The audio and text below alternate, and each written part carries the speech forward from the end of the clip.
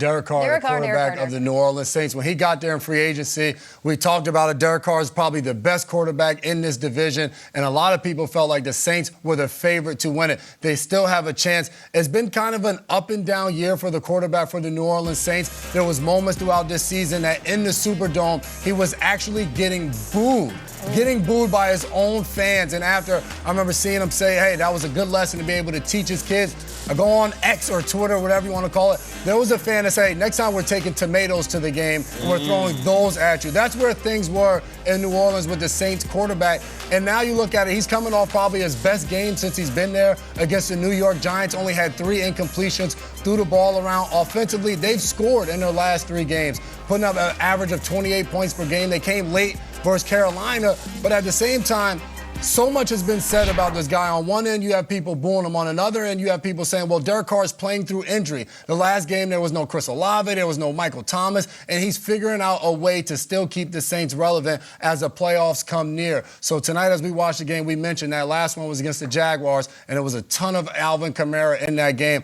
I'm watching Derek Carr to see what and who he is. They don't have a ton of primetime games. There's not a lot of times you get to see them. They're the only game on TV. I want to see this quarterback, because obviously came over for the Raiders. He has a pass with the Rams where he hasn't won, but I want to see what Carr puts up tonight. You have one of those days where you're coming into work and you know you're going to talk the Saints to start the show. And yeah. It's one of those like, hold my calls. All right, this is going to be a long one. I love New Orleans. I spent a weekend there this fall. I went to a New Orleans wedding. We were walking through the streets with the band. It was a beautiful thing. I think this Saints team, let me make sure I get this right. I think this Saints team is the most average team of my lifetime.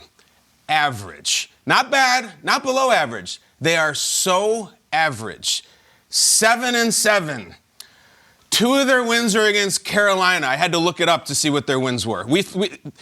This is brewing into one of the most forgettable, lame, boring, fine, average seasons ever. And here's why I'm a little chirpy right now. This is the time of year where I'm like, if you're good, can you just tell us you're good? Let us know. Right, reveal yourselves. And you know what? If you're not, that's fine. You don't have to be good. Not everybody's, it's a hard league, but we're going to be partying all night.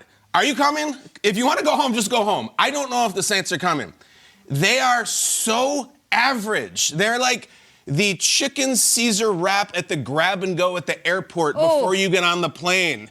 And your wife's like, how is that? You're like, it's all right. I'm not hungry anymore. It's okay.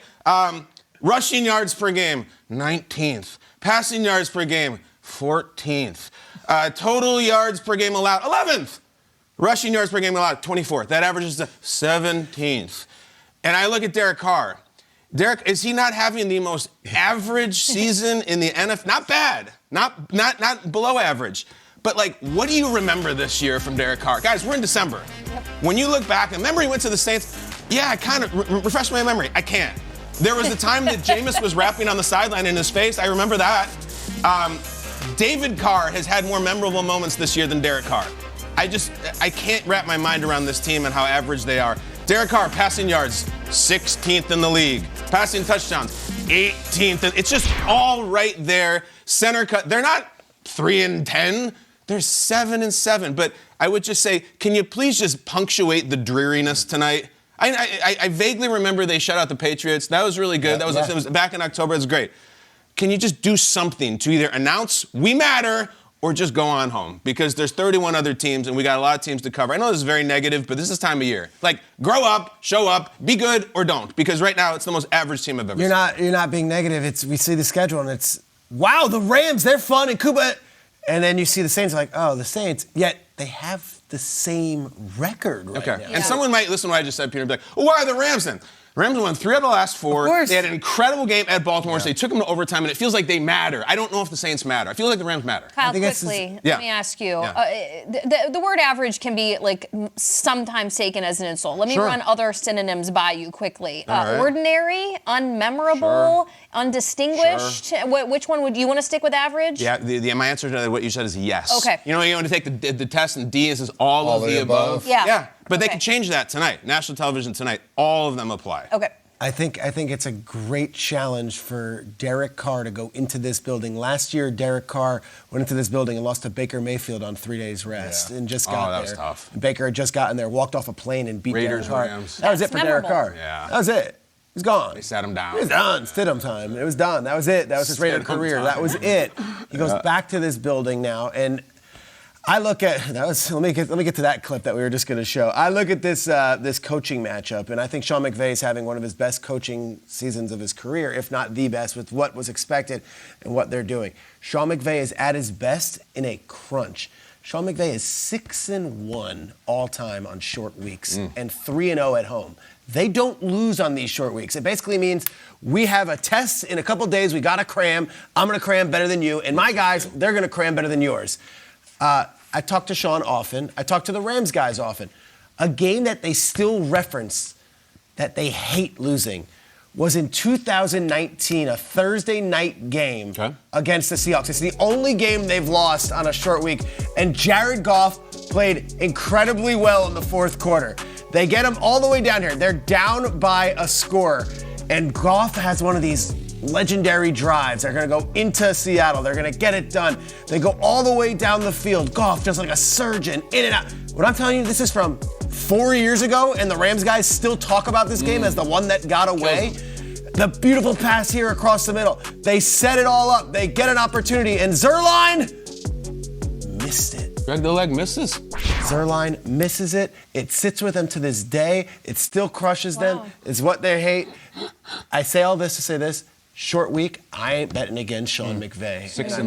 6-1, undefeated at home, and it still sits in their side. It still is like a thorn in their side that they lost one of these games, and it was on the road in Seattle when Seattle was cooking. I have a theory, Peter. I think McVay talks about that stat all the time. I think he told you that stat. He did I think not. he's very proud of that stat. Don't lie to us. That I did think not. he's. And we're 6-1 in short weeks. I don't even know that, Peter. Say it on your show. Did not come from McVay.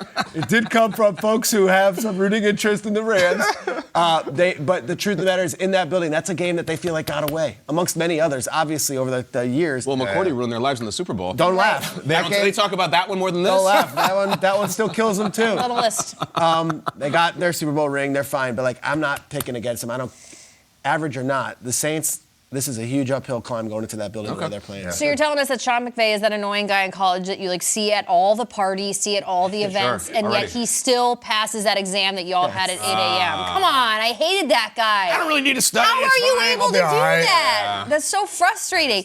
So we have 100 papers that sit in front of us this time of year on Good Morning Football. A lot of them are playoff clinching scenarios. If you scan all the way down to the bottom of the NFC, the Rams could be out with a loss or a tie in this game, which is a curious situation. They are playing for it a little bit more than the Saints are because the Saints division is still a tight race, but it's wide open in the NFC South. The NFC Player of the Week, Baker Mayfield and the Bucs, have the division lead for now. But New Orleans is also 7-7, and the Falcons are just a game back, despite really having such a bumpy season. They have 3 left to play. They all do.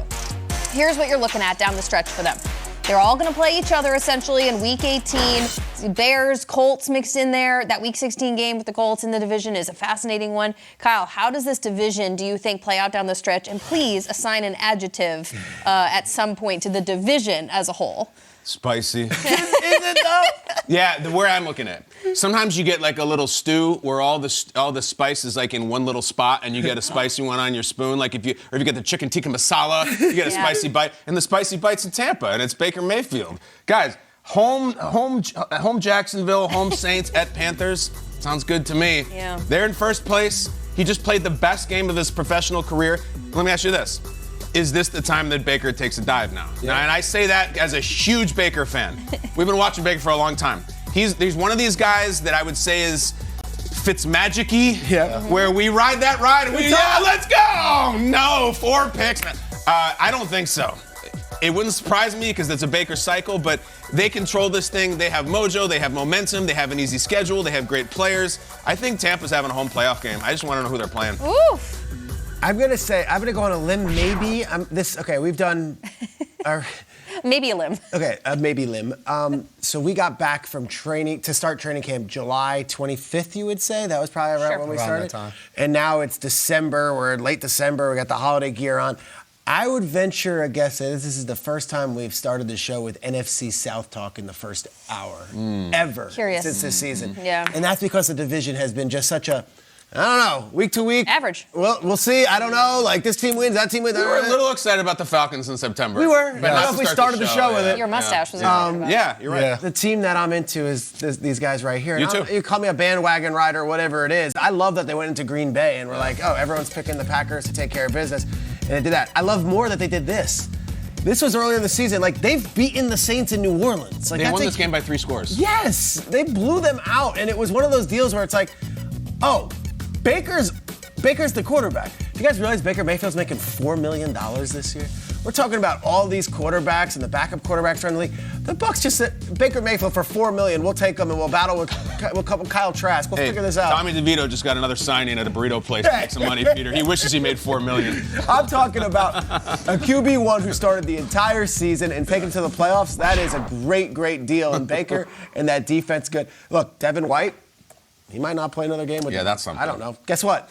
They haven't let that stop them. They are rolling right now, 2 wins in a row. Keeft is making plays. First catch of the season, a touchdown. Skew. Keeft. Incredible. So I'm watching the Bucs. I think they're fun. Very hard to root against Keith as you're rocking his jersey in this morning. But the Bucs have played outrageous. But at the same time, the Saints have won 2 games in a row. So it's not easy to just say, all right, the Buccaneers, they're the team that's rolling. Baker Mayfield had the best game of his life. That's all well and dandy. But I just said it. Derek Carr had his best game since he's been a New Orleans Saints. Their defense, their pass defense has been really good this year as well. So I can't just dismiss the fact that the Saints, because it's been a little bit of an up and down year, they get a win tonight on Thursday Night Football on Prime. We're talking about them in a different light when we come here on Friday, and now they're applying that pressure to Tampa Bay to continue to have to win. This division is just as much the Saints as it is Tampa Bay. They have the tiebreaker right now, but as soon as one of these teams slip up, I think that'll be obviously what we're discussing. But this NFC South, last year, what'd you say? If you can haul it, you can have it? If you can haul it, you can have it. It's just there on the curb. If anybody wants a home playoff game and has a pickup truck, put it in. All you need is, 7 wins, maybe 8? That's it. A year later, and here we are. Here we I think are. the Bucs went 8-9 and hosted a playoff game last year, and then they got properly blown out by the Cowboys. Right, it's properly, exactly. It's like when someone leaves that coveted parallel parking spot and this person just like zooms right in. It's like, don't leave the top, and then someone will jump on it.